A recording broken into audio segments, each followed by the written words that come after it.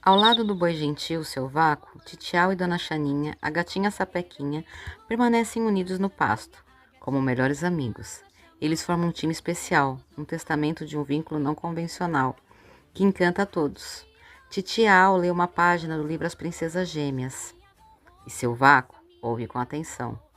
E Dona Chaninha brinca com uma borboleta, mostrando que o amor junta os corações mais diferentes. Um ronronar suave de Dona Chaninha, a gatinha Sapequinha, sublinha a linguagem silenciosa do amor, como se ela contasse uma história de carinho. Suas vibrações ecoam o sentimento, compartilhando afeto e bondade. Tial acaricia a gatinha. Seu Vácuo descansa por perto e o sol poente pinta no céu dourado, criando um momento mágico onde todos se sentem amados e felizes juntos.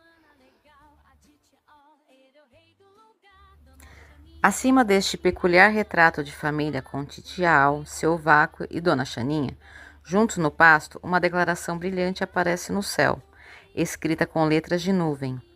Uma família em comum, unida pelo amor. O sol se põe, deixando um brilho quente, e os três amigos parecem sorrir, mostrando que a amizade verdadeira não tem regras, e que o amor é o que faz deles uma família tão especial e feliz. Fim.